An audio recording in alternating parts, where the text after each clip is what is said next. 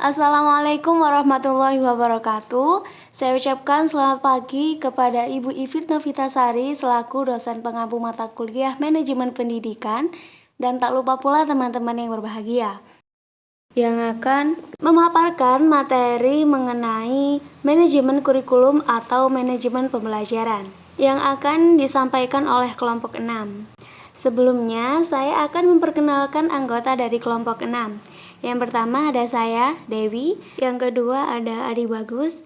Ketiga ada Ika Faridatun. Dan keempat ada Muhammad Andika. Adapun pokok bahasanya ada 5 poin. Yang pertama ada penyusunan kalender sekolah, kedua penyusunan rencana kerja tahunan, ketiga penyusunan jadwal pelajaran, keempat penyusunan jadwal ulangan, dan kelima pembagian beban atau tugas guru. Sebelum membahas poin materi utama, kita akan mengenal terlebih dahulu mengenai apa itu manajemen kurikulum atau manajemen pembelajaran yang akan disampaikan oleh Andika. Kepada Andika dipersilakan. Pengertian manajemen kurikulum atau manajemen pendidikan. Manajemen merupakan suatu hal yang sangat penting untuk mensukseskan kegiatan pembelajaran. Karena itulah, peran manajemen juga sangat berpengaruh dalam pendidikan seperti adanya pengelolaan, penataan, pengaturan, serta kegiatan untuk menunjang dan mengembangkan SDM untuk memenuhi tujuan dari pendidikan. Menurut Rusman, manajemen kurikulum adalah suatu sistem pengelolaan kurikulum yang kooperatif, komprehensif, sistemik, dan sistematik dalam rangka mewujudkan ketercapaian tujuan kurikulum. Dalam pelaksanaannya, manajemen berbasis sekolah atau MBS dan kurikulum tingkat satuan pendidikan atau KTSP.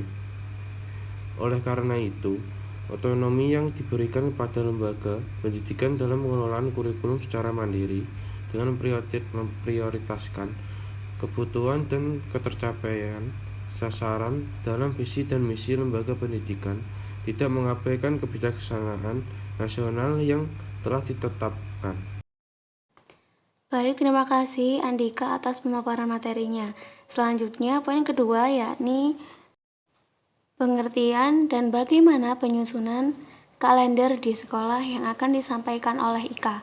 Kepada Ika dipersilakan. Penyusunan kalender sekolah. Kalender pendidikan adalah pengaturan waktu dalam kegiatan belajar mengajar selama 1 tahun ajaran. Kalender pendidikan mencakup permulaan tahun ajaran baru, waktu pembelajaran efektif, minggu efektif belajar, dan juga hari libur. Fungsi dari kalender pendidikan secara khusus adalah sebagai pedoman yang digunakan guru untuk menyusun silabus, program semester, program tahunan, dan rencana pelaksana pembelajaran atau RPP. Ketentuan penetapan kalender pendidikan.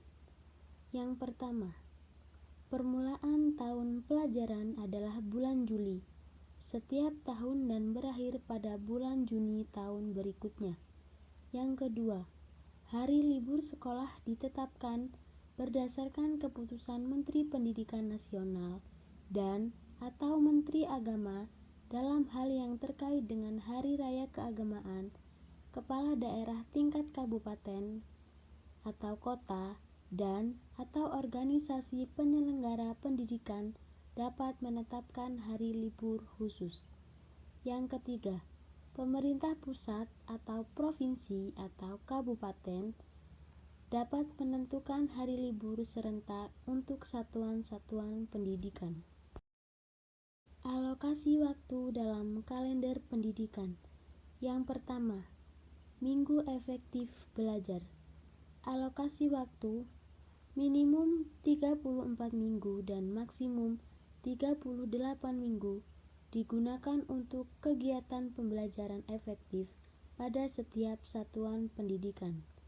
Yang kedua, jeda tengah semester. Alokasi waktu maksimum 2 minggu atau 1 minggu tiap semester. Yang ketiga, jeda antar semester. Alokasi waktu maksimum 2 minggu atau antara semester 1 dan 2. Yang keempat, libur akhir tahun pelajaran. Alokasi waktu maksimum 3 minggu atau digunakan untuk penyiapan kegiatan dan administrasi akhir dan awal tahun pelajaran. Yang kelima, hari libur keagamaan. Alokasi waktu 2-4 minggu atau daerah khusus yang memerlukan libur keagamaan lebih panjang dapat mengaturnya sendiri tanpa mengurangi jumlah minggu efektif belajar dan waktu pembelajaran yang efektif. Yang keenam, hari libur umum atau nasional.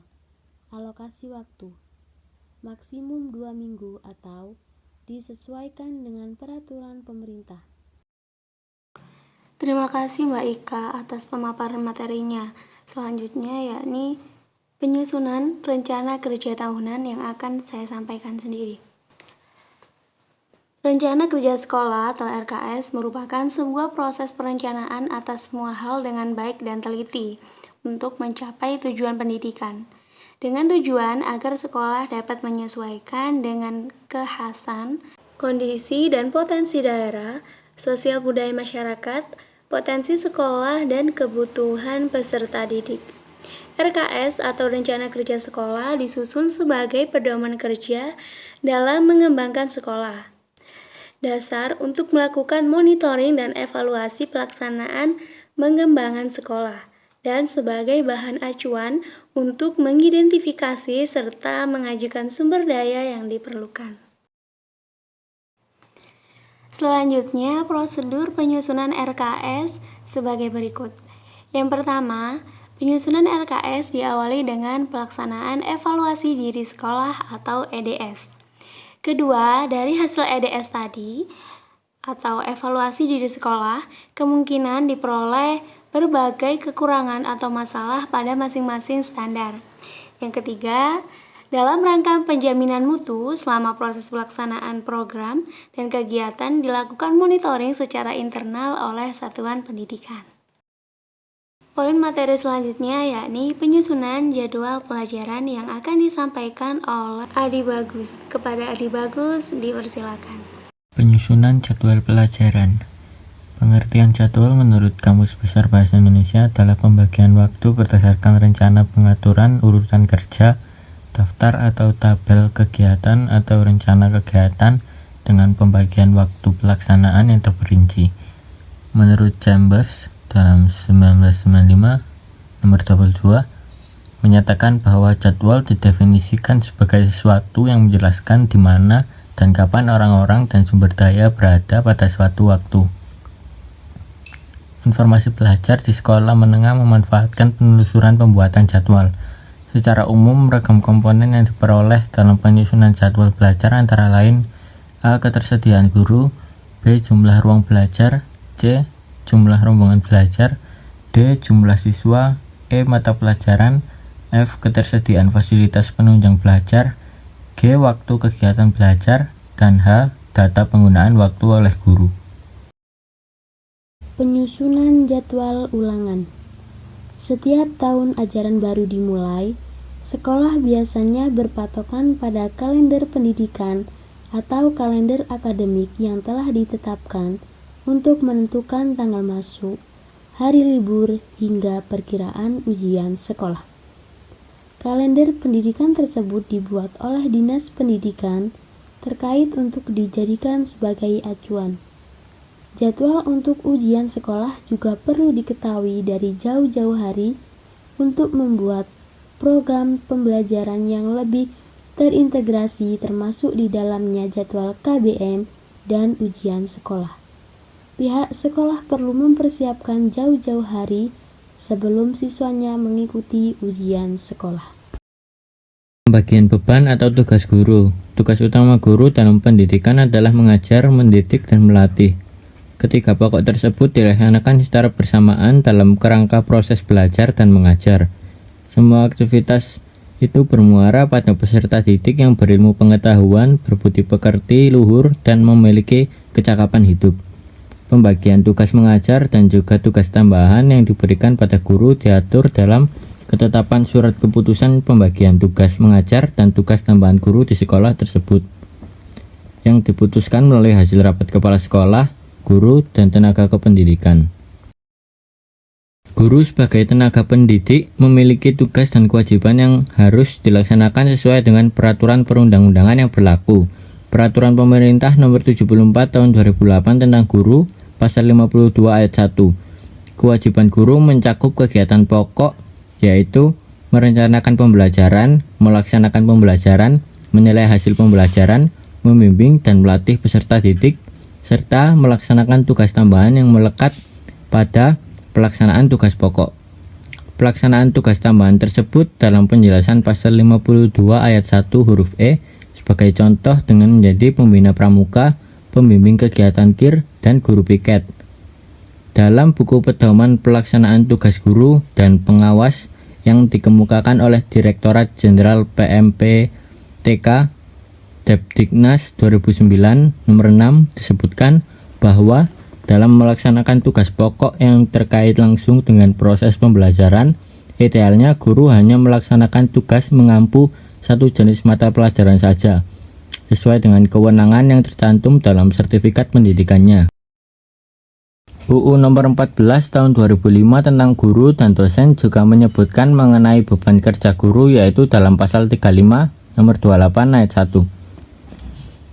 Beban kerja guru mencakup kegiatan pokok yaitu merencanakan pembelajaran, melaksanakan pembelajaran, menilai hasil pembelajaran, membimbing dan melatih peserta didik, serta melaksanakan tugas tambahan. Dua beban kerja guru sebagaimana dimaksud pada ayat 1 adalah sekurang-kurangnya 24 jam tatap muka dan sebanyak-banyaknya 40 jam tatap muka dalam satu minggu.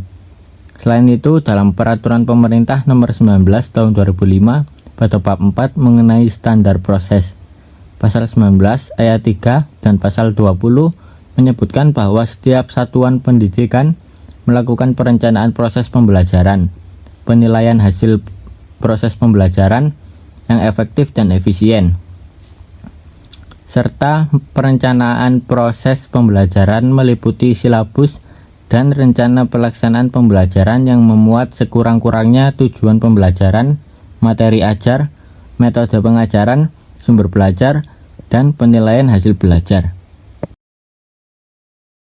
Terima kasih atas pemaparan materinya, Adi Bagus. Selesai sudah pemaparan materi dari kelompok kami mengenai manajemen kurikulum atau manajemen pembelajaran.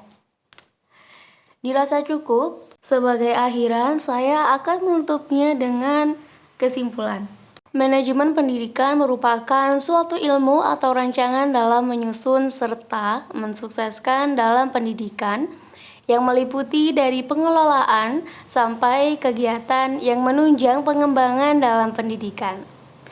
Manajemen pendidikan atau manajemen kurikulum juga mencakup menyusun rancangan pendidikan di sekolah, seperti menyusun kalender sekolah, menyusun rencana kerja tahunan, penyusunan jadwal pelajaran, penyusunan jadwal ulangan, dan penyusunan pembagian beban atau tugas guru. Terima kasih. Wassalamualaikum warahmatullahi wabarakatuh.